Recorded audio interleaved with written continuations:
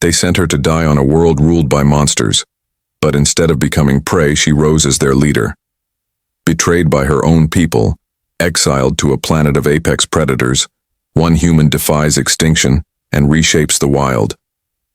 This isn't a story of survival. It's a story of transformation, of power, of claiming a throne forged in blood and fire. Welcome to Verdak, where the real danger wasn't the beasts, it was underestimating her. If you are new here, then please subscribe this channel and show thumbs up by liking the video. Now let's move to this wonderful story. Lena Rowe had never seen so many eyes staring at her with such cold judgment. The tribunal hall shimmered with artificial lights, reflecting off the polished metal walls and the translucent skins of the alien magistrates. They sat like statues, their insect-like limbs folded tightly, their expressions unreadable to any human eye. Her wrists were locked in glowing restraints, but it wasn't the bindings that made her feel trapped. It was the decision already written in the room's silence. She was guilty no matter what she said. The charge was treason. A lie, of course. Lena had spent most of her career working to bring peace between human colonies and the Galactic Confederation. She'd risked her life on distant outposts and sat through endless negotiations. But one misstep, walking through the wrong corridor during a diplomatic event, had given someone the excuse they needed. Maybe she had made enemies. Maybe she had simply been unlucky. Either way, the Confederation had decided she was a threat they didn't want to deal with anymore. Execution would violate the Terran treaties. Imprisonment would cause political friction. So they chose something in between. Exile. Not just to any planet, but to Verdak, a Category 9 predator world. It was a place so dangerous the Confederation hadn't even tried to colonize it. The few who had landed there never came back. Lena didn't know much about the planet, only that it had high gravity, poisonous flora, and massive apex predators. No cities, no help, no way home. They called it relocation, but it was just a quiet death sentence.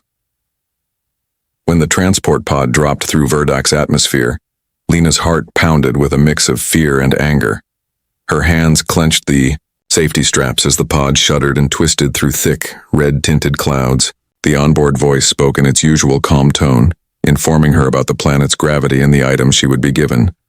One multi-tool, one water filter, one blanket, and an emergency beacon that would only activate if she died. Very generous, Lena muttered bitterly. Outside the window, the forest rushed up to meet her. Massive trees rose like towers, their branches wide and flat like shields. Their colors were strange, a mix of copper and purple, glowing faintly in the dim sunlight. The landscape looked almost beautiful. Almost. The pod crashed into a clearing with a deep thud. Lena's teeth rattled in her skull, but she was alive. The restraints hissed open and she stumbled to her feet. Her legs felt heavy from the extra gravity, every movement slightly harder than it should be. She collected the survival gear and stepped toward the exit just as the voice warned, "This pod will self-destruct in 3 minutes." "What?" Lena snapped, spinning around. "You could have told me earlier." "You have 2 minutes, 55 seconds, the voice replied.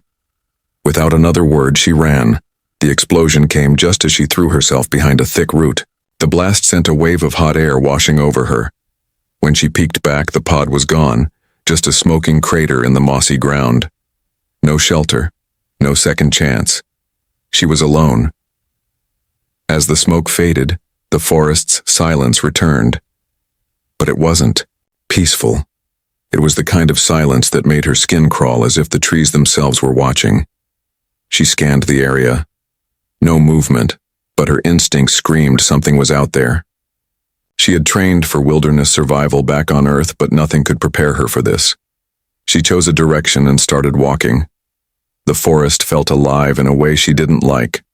Plants shimmered faintly, pulsing as if breathing. Insects, the size of her palm, buzzed past her face, ignoring her but still unnerving. Hours passed. She found a stream and tested it with her purifier. Clean enough. She drank quickly, refilled her bottle, and kept moving. Then she knew. Something was following her. It didn't make noise. It didn't need to. Every few minutes, she saw hints, a shift in shadows, a broken branch, a footprint too fresh to be hers. Whatever it was patient. As the sky dimmed and the twin moons rose, she found a clearing. A huge mushroom-shaped tree towered overhead, its thick roots forming shallow caves. Bioluminescent sap glowed faintly from its bark, casting soft blue light. She crouched, pretending to examine the roots, but kept her senses sharp. The silence deepened. Even the bugs had stopped humming. Then it came. The predator burst from the foliage like a nightmare, tall, scaled, fast. Its legs moved like a panther's, but its skin was like polished stone. Its eyes glowed yellow, its teeth flashed. It charged. Lena didn't scream. She moved. She sidestepped at the last second, pivoting like she had in countless drills. The creature flew past, crashing into the roots. It twisted and landed, ready for a second strike. But it paused and it stared. "You are not prey," it said. The voice was rough, deep and halting, like the words were not meant for its mouth. Lena didn't move. "No," she replied, her voice steady. "I'm not." The creature tilted, its head. It was studying her, judging. "What are you?" "I'm human," she said. "From Earth." It repeated the name softly, like a taste on its tongue. Then it nodded. "Follow." And without another word, the predator turned and disappeared into the forest. Lena stared after it for a long moment, unsure whether to run or obey. But then she stood and followed. Better to face danger with eyes open than wait to be hunted in the dark. And just like that, her exile began. Lena followed the creature through the thick, glowing forest with cautious steps. Every instinct told her she was making a mistake, but something about the way it had spoken, slow, deliberate, almost respectful, made her stay on its trail. The creature didn't rush. It moved like a born predator, smooth and silent, navigating the strange landscape. With ease, Lena struggled to keep up, pushing through hanging vines and stepping over glowing roots that pulsed with light. Her boots slipped more than once, but she stayed close. Whatever lay ahead, it was better than being alone in a jungle filled with things she didn't understand. After what felt like hours, they reached a cluster of massive mushroom-shaped trees. The trunks were wide as buildings, their tops stretching so high they disappeared into darkness. Structures made of wood, bone, and metal were built into the trees and across their roots. Glowing sap lit up doorways and paths. It wasn't just a camp, it was a village. Lena paused at the edge, her breath catching. The creature turned and looked at her. "Home," it said simply. As they stepped into the settlement, eyes turned toward them. More creatures appeared, stepping out from the shadows, from doorways, from behind roots. They looked similar to the first, but varied in color and size. Some had darker scales, others had patterns. All of them moved like hunters, alert, careful, dangerous. Lena kept her body relaxed, though every muscle in her screamed to run. Her guide stepped forward and spoke in a series of clicks and growls. A large figure moved through the crowd, her scales deep blue with white scars running across her arms and chest in neat curved lines. She stood taller than the others and radiated power without saying a word. "This Drena," said the guide. "Leader." Lena nodded once, holding her ground as the tall creature studied her. Drena's eyes were sharp, her expression unreadable. She spoke in the same strange language, and Lena's guide translated. "She say, why you here?" "I was left here. Exiled," Lena said. "The Confederation sent me to die." There was a long silence. Then Drena gave a slow nod as if this explained everything. She turned and walked deeper into the village. Lena looked at her guide. She says, "Follow," he explained.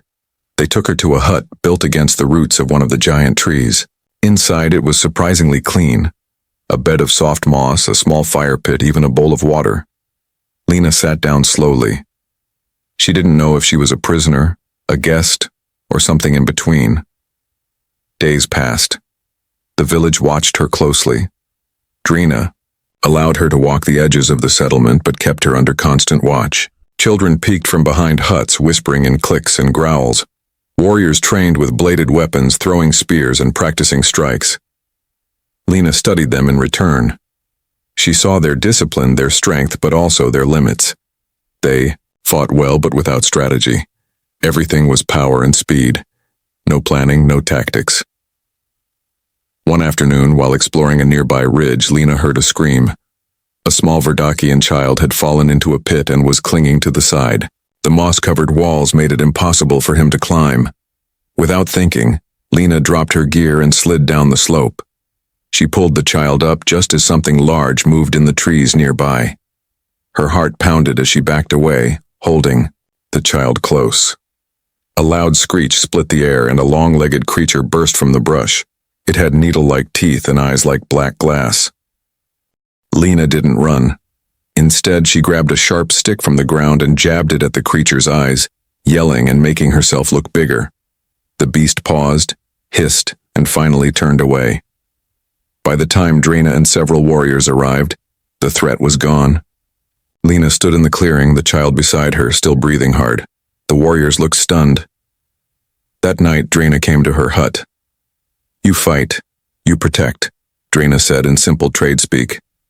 "I do what's right," Lena replied. Drina nodded slowly. "You not weak. Not prey. Maybe more." The next morning, Lena was brought to the village's center. The hunters gathered around. Drina explained through the translator that the Krovan were coming. Hive beasts, wild, mindless. They swarmed the land every 10 cycles, destroying everything in their path. They would be here in less than a week. The tribe planned to fight. Like always, but many would die. That was the way of Verdak. Lena listened, then stood. "There's a better way," she said. "Let me help," the crowd murmured. Drina stared at her. "You know fight? I know strategy. I know how to survive against stronger enemies. You have strength, I can give you order." Drina raised a hand to silence the whispers. "Show us." Lena didn't sleep that night. She mapped out the area using stones and sticks. She marked choke points, planned traps, suggested layered defenses. She explained sound-based distractions, ambush points, and fallback lines. Her guide, who finally told her his name was Korav, helped translate and answer questions. The Verdakians listened. Not all were convinced, but Drina gave her a chance. In the days that followed, Lena trained with them. She showed them how to move in teams, how to use terrain, how to wear out the enemy instead of charging head first. She wasn't trying to lead them, just trying to help them survive. But every moment, every lesson, every small success was noticed. They had always believed survival was strength. Lena was teaching them that survival could also be smart. And somewhere in the shadows of the glowing forest, something far worse than exile was moving toward them. The swarm was coming, and Lena wasn't running anymore. The warning came with the wind, thick, hot, and heavy. It carried a low hum that wasn't natural, like thousands of wings brushing against the air.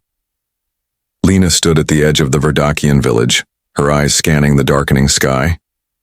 The sun dipped low, casting deep red shadows across the mushroom-like trees.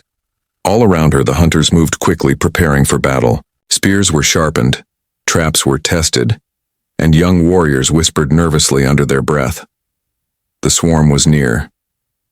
Drina had given Lena full access to the village's defenses. The tribe had never let an outsider lead before, but they had seen her plans, watched her ideas unfold, and most importantly, they believed her now. Not everyone trusted her, but they no longer doubted her purpose. She was no longer just the human exile. She had become something more, an advisor, a voice they listened to. Lena walked through the camp with Korav by her side. He had taken on the role of her second-in-command without question. His loyalty came not from tradition but respect. He had seen her fight, lead, and protect. Now he helped explain her tactics to those who still found her words strange.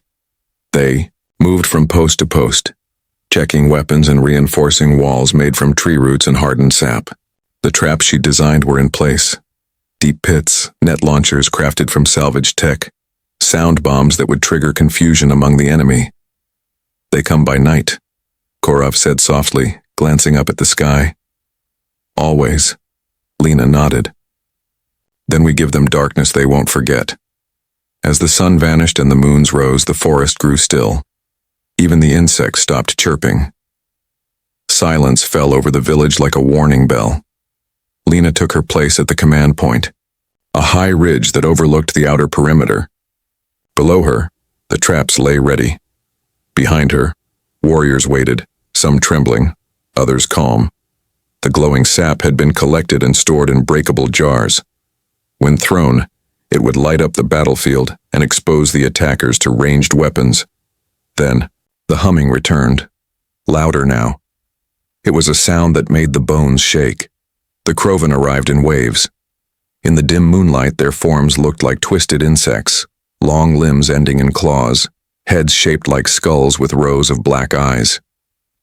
They didn't roar, they didn't shout, they simply moved, fast, focused, endless. The first row hit the traps. Pitfalls swallowed them whole. Net launchers threw them back. Confused, they screeched and flailed, and that's when Lena gave the first order. Now! Jars flew through the air, shattering across the field. Glowing blue sap splashed across, the creatures lighting up their carapaces. Verdakian warriors loosed their spears and projectiles. Screams filled the air, sharp, wild, but not from Lena's side. The Krovan fell by the dozens, but they kept coming. The second wave avoided the traps, crawling over their dead. They hit the first line of warriors with brutal force. Lena saw a hunter fall beneath claws. Another was dragged away. Still, the line held. Korov was everywhere at once, shouting commands, dragging injured fighters to safety, throwing weapons to those who'd lost their own. Lena's voice rang clear above the chaos. Fall back, phase 2. As planned, the warriors pulled back to the second line. The Krovan chased them into the next ring of traps. More explosions, more sap, more light. The creatures reeled, their senses overloaded. The humans had studied their patterns, learned their weaknesses, and now used it all against them. Hours passed like minutes. The village became a storm of fire, sound, and motion. Lena's tactics were holding, but barely. The Krovan's numbers were too high. For every 10 that fell, 20 more came. Sweat poured down her face as she ran from one post to another, helping, shouting, fighting. Her hands were raw, her clothes torn, but she refused to stop. By the third wave, the Krovan began to falter. They were not smart, but they knew pain. They knew fear. The traps, the strange lights, the sounds. They weren't used to prey that fought back like this. Their movements slowed. Their lines broke. Some turned and ran. Dawn crept over the horizon like a blessing. The rising light revealed the battlefield. The ground was littered with broken shells and blood, the air thick with smoke. The Verdakians stood, bloodied but alive. They had won. For the first time in memory, the Krovan had been pushed back without devastating loss. Lena leaned against a tree, breathless. Her body ached, but her mind was clear. She looked around at the tribe, at the warriors helping each other, at the wounded being cared for, at the young ones watching in awe. They were not just survivors. Today, they had fought like a single, living force.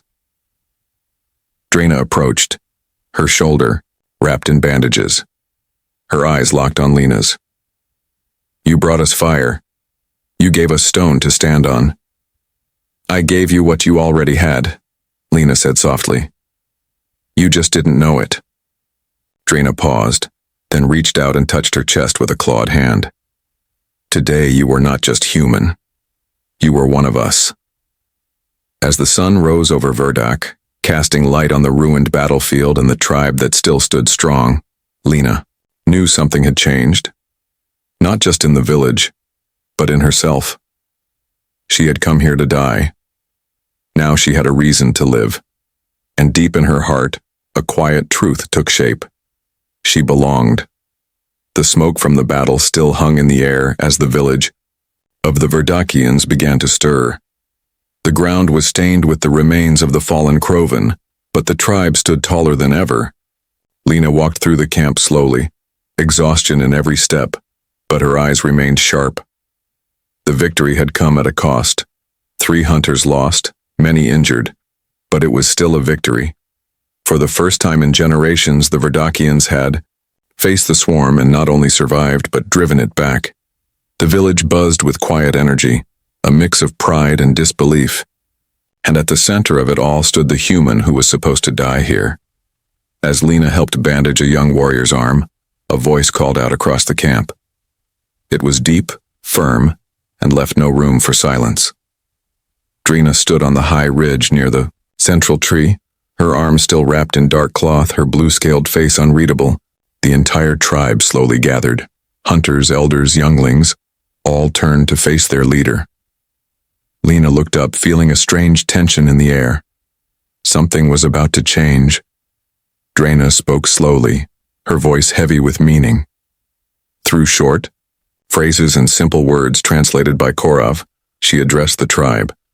She spoke of the fight, of how the Crovan had come with their usual hunger, but this time had been sent away bleeding. She spoke of the one who brought fire and stone, who did not flee but stood beside them, the one who led without asking to lead, the one who brought change. She turned to Lena, her gaze strong. I am old, Drina said, her voice cracking, slightly. Many seasons, many swarms.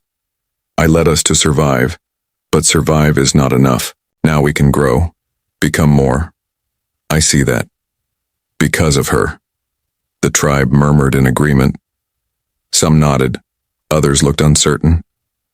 Lena felt her stomach tighten. Drina stepped forward and drew a line in the dirt with a claw. I stepped down, she said. Verdak does not follow name. Verdak follows strength, follows proof. You showed it. Now take it, if you will. Lena blinked, stunned. For a moment she didn't understand. Then Korav whispered beside her. She offers you the Crimson Throne. It wasn't a real throne, of course, not a seat of gold or jewels, but it was what they called the role of Hunt Mother, the leader of the clan. The red earth of Verdak, mixed with the blood of battles past, gave it that name. And now, without ceremony, without politics, it was hers, if she was willing to claim it. Lena stepped forward. Her heart pounded, not with fear, but with the weight of the choice. She looked around at the faces watching her. Korav, loyal and quiet. The younglings, wide-eyed and hopeful. The wounded sitting upright with pride. And Drina, who had once seen her as an outsider, now offering her everything. I didn't come here to rule, Lena said aloud. I came here because the Confederation decided I was disposable. But you showed me I'm not. You gave me a chance. To live, to fight, to belong. If I take this, it's not for power. It's to protect what we've built together. Drina nodded. The challenge would be formal. Not to the death, but to first blood, Verdakian law. Lena stepped into the ring drawn on the dirt, her blade in hand. Drina stepped in as well. The crowd gathered in silence. It wasn't a fight of hate. It was a fight of tradition. When the clash came, it was fast and brutal. Drina was older, but still strong. Her movements were practiced, full of experience. Lena was lighter, quicker, relying on timing and memory. Sparks flew from their blades. Breath came in sharp gasps. Then, with one final step and twist, Lena drew a clean line across. Drina's arm blood-welled. The fight was over. Silence followed, heavy and deep. Then slowly the tribe bowed, not in submission but in respect. Lena had drawn first blood. She had earned her place. She was no longer just human. She was the new Hunt Mother. As the sun rose higher, Lena took her place on the ridge. There was no crown, no speech. She gave orders to rebuild, to rest, to prepare. She moved through the village like she always had, listening, helping, working.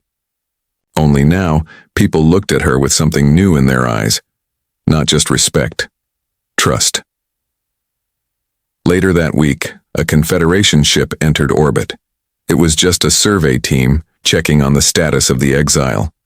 They expected silence. Instead, they received a transmission.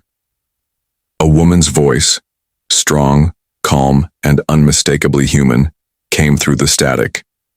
"This is Lena Rowe, Hunt Mother of the Verdakian tribe. I am alive, and your plan failed. We're not just surviving here, we're thriving. Verdak is no longer your forgotten world. We are not your problem. We are your warning." There was a pause. Then the message ended. High above the planet, the ship marked her as deceased as protocol required, and then it left. Back on Verdak, Lena stood on the cliffside, watching her people below. Children trained with wooden spears, hunters prepared, traps with new techniques.